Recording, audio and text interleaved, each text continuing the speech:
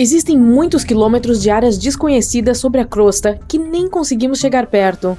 Os cientistas descobriram o que parecem ser montanhas subterrâneas enterradas dentro do manto. Nosso planeta é dividido em 3 camadas: a crosta, o manto e o núcleo. A crosta é onde 8 bilhões de pessoas, trilhões de árvores e milhões de animais vivem e prosperam. Há também diferentes tipos de crostas na Terra e no oceano. A crosta oceânica contém rochas únicas e é mais densa que a crosta terrestre. Todos nós vemos como a Terra é dividida e codificada por cores para mostrar a crosta, o manto e o núcleo nos livros didáticos. Mas também há camadas especiais entre elas que nem todo mundo fala. O manto é dividido nas partes superior e inferior, sendo essa uma zona de transição.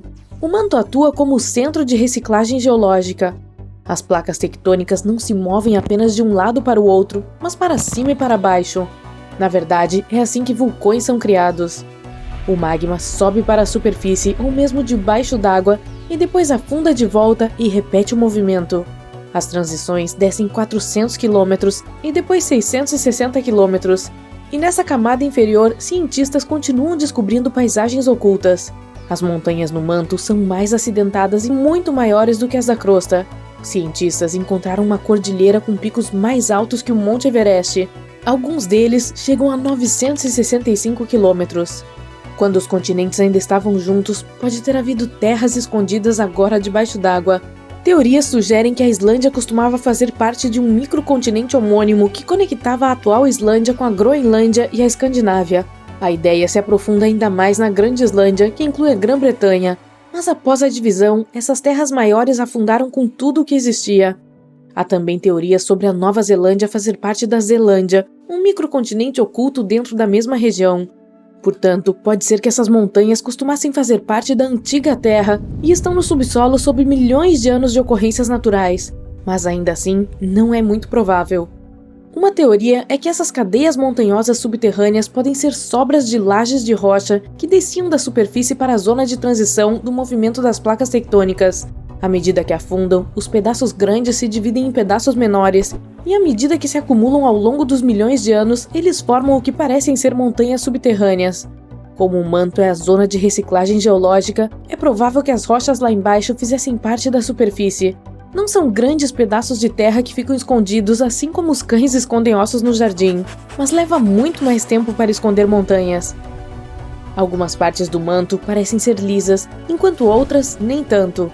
As partes que têm um aglomerado de rochas podem conter elementos ocultos nas montanhas subterrâneas. As partes mais lisas não têm muita atividade sísmica ou vulcânica, como acontece nas partes ásperas. A melhor maneira de estudar essas paisagens subterrâneas é esperar que um terremoto ou uma erupção vulcânica aconteça.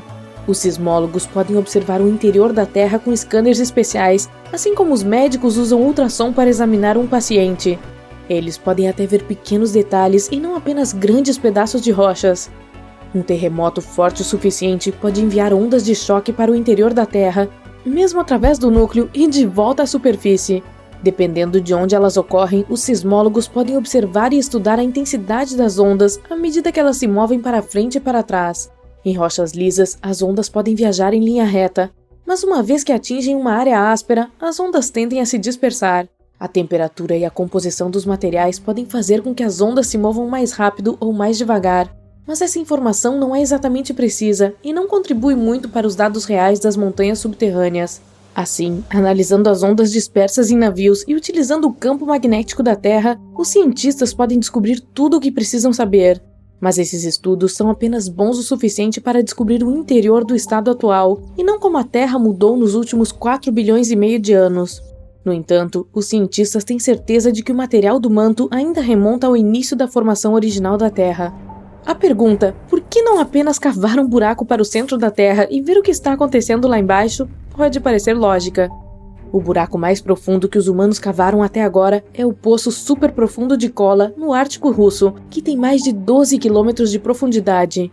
Os moradores locais afirmam que podem realmente ouvir gritos vindo de baixo. Levou quase 20 anos para perfurar até onde eles chegaram, mas está literalmente apenas arranhando a superfície do que existe por baixo. Eles cavaram cerca de 1/3 da crosta, que fica a apenas 0,2% do centro da Terra.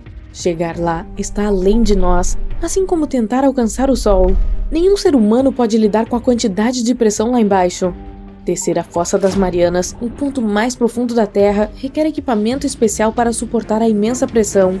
Vai custar uma fortuna construir essa tecnologia para nos levar ao centro do nosso planeta. Evidências de diamantes enterrados nas profundezas do Brasil mostram que tudo o que fazemos na superfície da crosta pode afetar as coisas quilômetros abaixo, mesmo em direção ao manto. Cientistas desenterraram 6 diamantes que poderiam conter pequenos grãos minerais. Essas inclusões, como são chamadas no mundo mineral, têm uma composição química que se originou nas profundezas da Terra. Diamantes típicos são formados em profundidades inferiores a 200 km no manto superior, onde é extremamente quente. A alta pressão e a temperatura de ebulição cristalizam o carbono e criam diamantes, mas os humanos não podem cavar até lá. Eles os extraem detectando onde aconteceu uma erupção vulcânica profunda que expeliu esses diamantes para a superfície. Essas erupções ocorreram há milhões de anos, quando os dinossauros governavam a Terra. Elas atiraram os diamantes que estavam no manto e agora estão embutidos no material vulcânico resfriado. É aí que as pessoas os minam. Mas esses diamantes especiais encontrados no Brasil se originaram de um ponto muito mais profundo do que o habitual, o que pode ajudar ainda mais os cientistas a estudar as profundezas da Terra. Eles podem extrair essas inclusões e analisá-las em um laboratório para saber de onde exatamente esses minerais vêm. Em laboratório, os cientistas estudaram inclusões, cada uma com apenas 15 a 40 microns de largura, com menos de 1/4 da espessura de um cabelo humano. Eles descobriram que continham muitos tipos de minerais encontrados em rochas vulcânicas na superfície. A composição de carbono do magma da superfície é muito diferente das profundas da Terra. O que é loucura é que esses diamantes com inclusões especiais só podem ser encontrados a 700 km no manto inferior. Com apenas algumas amostras deles encontradas até agora, não sabemos o que mais existe abaixo de nós. É possível que essas cadeias montanhosas subterrâneas mais altas que o Monte Everest tenham vestígios de diamantes, o que levaria as escavadeiras a desenterrar e saturar o mercado com eles. Esses diamantes são menos falhos do que os habituais e podem até vir em vários tamanhos. É possível ver diamantes tão grandes quanto um carro ou tão pequenos quanto um grão de arroz. Pode até haver novos diamantes com composições químicas diferentes das que encontramos perto da superfície. O maior diamante do mundo é o Cullinan, que cabe na palma da sua mão. Pesa cerca de meio quilo e é de 3.106 quilates. Foi encontrado em 1905 na África do Sul. Para que qualquer coisa exista na Terra, você precisa de carbono. Em poucas palavras, o ciclo do carbono é quando plantas e algas liberam dióxido de carbono na atmosfera ou se dissolvem na água através da fotossíntese. É convertido em carboidratos e armazenado como gordura. Mais tarde, o dióxido de carbono é liberado na atmosfera através da respiração, da qual as plantas se beneficiam e o ciclo continua. Os cientistas afirmam que pode até haver um ciclo de carbono no interior da Terra. A crosta oceânica tem muito sedimento de carbono que pode se misturar com as camadas superior e inferior do manto, mas ainda não há evidências suficientes para apoiar isso. Os diamantes profundos podem ser a chave para abrir essa teoria. Só o tempo dirá.